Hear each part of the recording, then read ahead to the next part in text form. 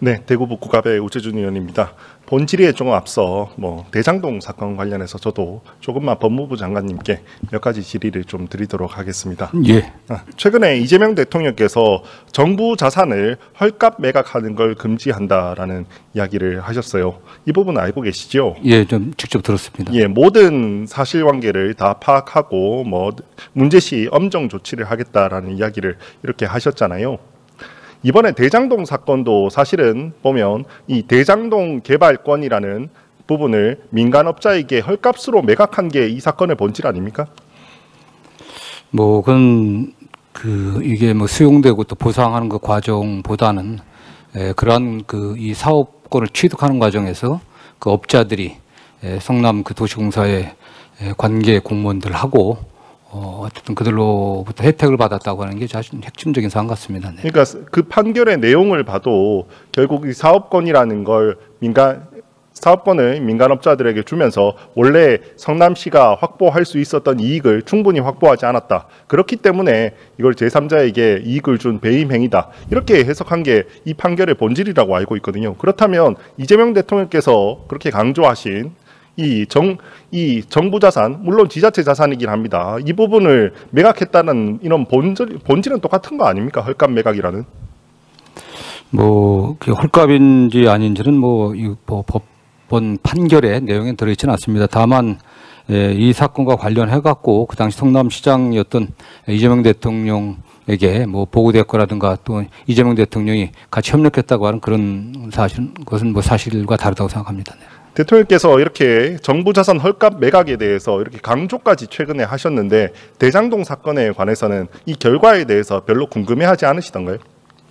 다리 들은 바가 없습니다. 이 사건은 정부 자산을 매각한 게 아니라 그 성남 그 주민들이 갖고 있었던 토지를 개발업자들이 단독으로 개발하려고 하다 실패하니까 성남 그 단독 개발 민간 개발이 실패하니까 그 과정에서 성남시장으로서 당선된 이재명 당 시장이 공영 개발을 하다가 또 그게 잘 안 되니까 서로 타협해 갖고 민과 관이 함께 개발한 사건입니다. 네.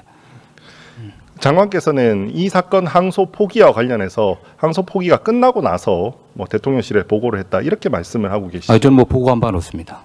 별도 보고한 바는 그런 없습니까? 말씀 들은 바가 없습니다. 그럼 대통령실에는 아무도 보고를 안 했습니까? 법무부 차원에서 별도의 보고를 안 했습니까? 그거는 실무적인 차원에서 어떤 연락이 갔는지 모르지만 저는 제가 대통령실에 이 건의 결과를 보고해라 하는 그런 지시를 한 바는 없습니다. 실무 차원에서는 보고하는 사람이 있습니까?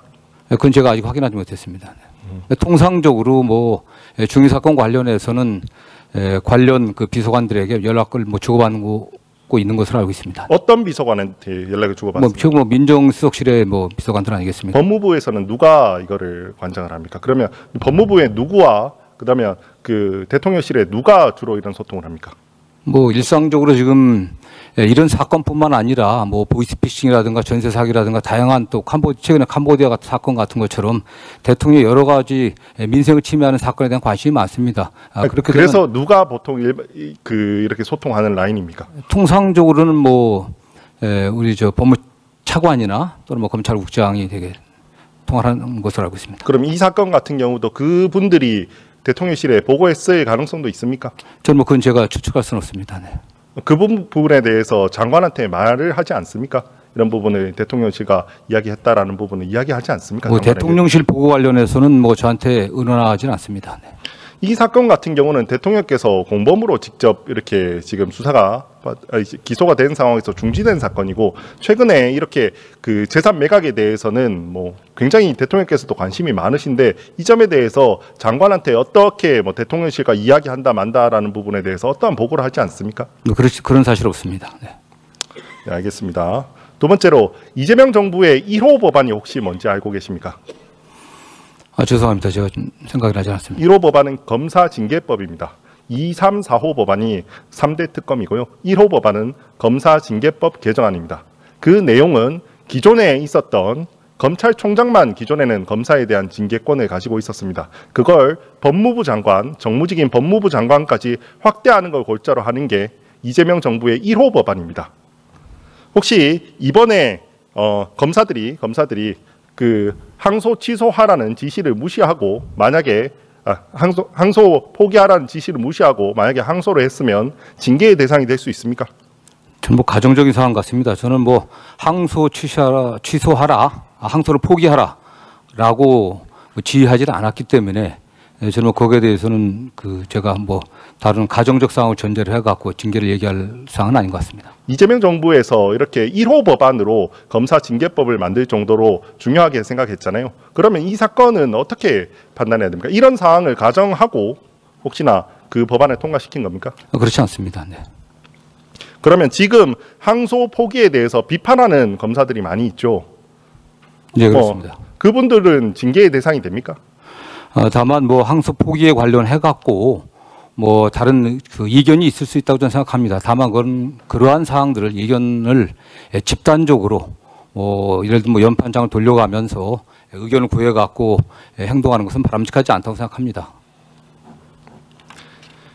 오늘 아침에 뭐 중요한 기사가 났습니다. 법무부 차관께서 뭐 3가지 안을 이렇게 검찰총장 대행한테 줬는데 모두 다 항소 포기하라는 그런 지시였다라는 취지의 기사였습니다. 그 기사 혹시 보셨습니까? 네, 저는 뭐 아직 아침에 오늘 그 예결위 질의가 많아갖고요. 그 신문 기사는 보지 못했습니다.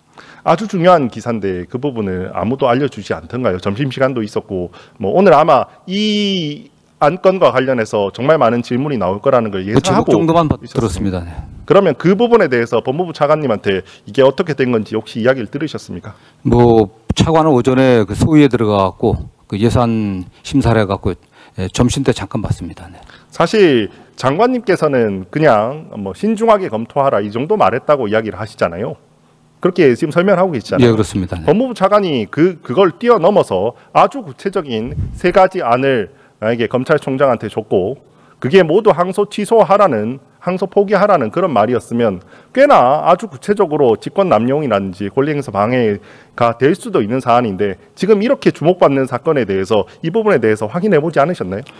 저는 뭐 그 차관이 어떻게 그 대검에 전달했는지는 잘 모르겠습니다. 다만 지휘를 하려고 하면은 뭐 관행적으로 서면 또는 공문으로 해왔습니다. 저도 제가 장관 취임해갖고 개별적 사건에 대해서는 원칙적으로 좀 지휘를 할 생각이 전 전혀 없었고 뭐 지금까지도 사실 많은 사건들을 보고받았지만 그런 식의 지휘를 한 적이 없습니다. 다만 사건에 관련해 갖고 이러저런 보고 자체라는 게 아무런 의견을 제시하지 않는다고는 보고에 의미가 없는 거 아니겠습니까? 의견을 제시한 적은 여러 사례가 있습니다. 그와 관련해 갖고 법무차관께서 장관의 생각을 어떤 의도로 받아들였는지 모르겠지만 그렇게 해 갖고 전 지시했다고 생각하지는 않습니다. 네. 이 건 관련해서는 오늘 뭐 향후에 저녁 시간도 있고 하잖아요. 네. 다시 한번 확인한 다음에 답변을 해주셔도 괜찮겠습니까? 네, 그렇게 하겠습니다. 예. 그다음에 민사 재판을 통해서 손해를 회복할 수 있다라고 이야기를 하셨던 걸로 보입니다. 네네. 근데 이번 판결문에는 이런 문구가 있습니다.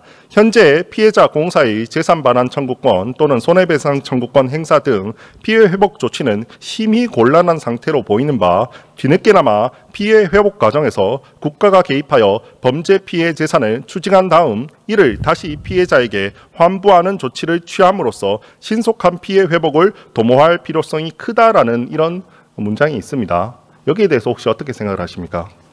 저는 모르겠습니다. 이미 법원에서도 현재 그 배임액을 갖다 명확하게 특정할 수 없다라는 이유로 무죄 선고가 났습니다. 다만 이미 한 2천억 상당의 금액들이 지금 보전 처분돼 있기 때문에 성남도시공사가 실질적인 손해를 회복하려고 하면 그 부분을 가려고 하고 그냥 별도로 가압류를 해야 됩니다. 결국 업무상 배임은 남아있기 때문에 1심 선고형들이 가볍지가 않습니다. 지금 피고인들이 전부 항소를 했는데요. 저희가 항소심에서 그러한 중환형들이 유지되고 그 과정에서 업무상 배임과 관련해 갖고 또 엄밀하게 공소 유지하게 되면은 민사소송에서 피해 입증하기도 좀 가능하다고 생각합니다. 예, 최근에 남욱 피고인 남욱 같은 경우는 뭐 계속해서 뭐 진술이 좀 변경되는 측면이 있죠. 혹시 장관님 생각에는 왜 그렇게 진술이 변경된다고 생각하십니까?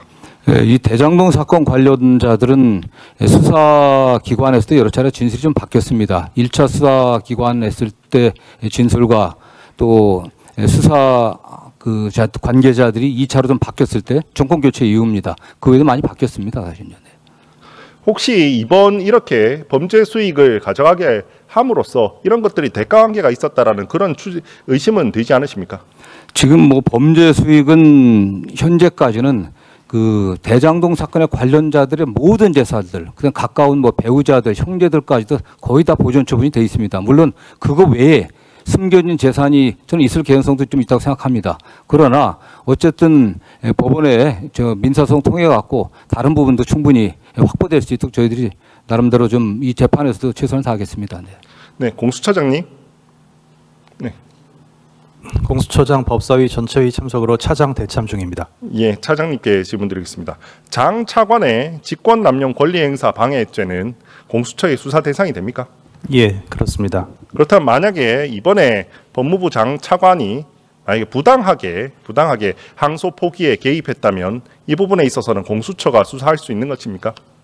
원칙적으로 대상이 되는 것은 맞습니다만 구체적인 사안을 봐야지 알 수 있을 것 같습니다. 지금 사안은 어떻게 보십니까? 아직까지 언론에 나온 것만으로는 저희가 이거를 어떻게 할 수 있는 사안이다라고 말씀드리는 건 이른 것 같습니다. 이미 뭐 수많은 정황들이 있는 걸로 보입니다. 그리고 증거를 빨리 확보해야 될 수 있는 사안이라고 보입니다. 지시관계나 이런 부분들은 뭐 휴대폰이라든지 여러 문서라든지 이런 부분들이 남아있는 부분들의 증거를 아주 빨리 확보해야 하는 사안으로 보입니다. CCTV 같은 것도 있을 수 있고요. 그 다음에 각종 당시에 항소를 해야 한다고 주장했던 검사들의 검토 의견서 같은 것들, 그게 법무부에 어떻게 전달됐는지, 그리고 법무부에서는 어떤 서류를 만들었는지, 만약에 장관님 말씀하신 것처럼 대통령실과 누가 소통한 사람이 있으면 어떤 경로로 어떻게 소통이 됐는지, 이런 증거들 매우 삭제하기 쉬운 것들이고 빨리 증거를 확보해야 하는 걸 수 있다고 생각합니다. 공수처는 이 점을 분명히 새겨서 적절한 순간에 적절한 조치를 해주시기 바랍니다. 행안부 장관님. 본부장 나와 있습니다. 예, 본질의로 제가 좀 드리겠습니다.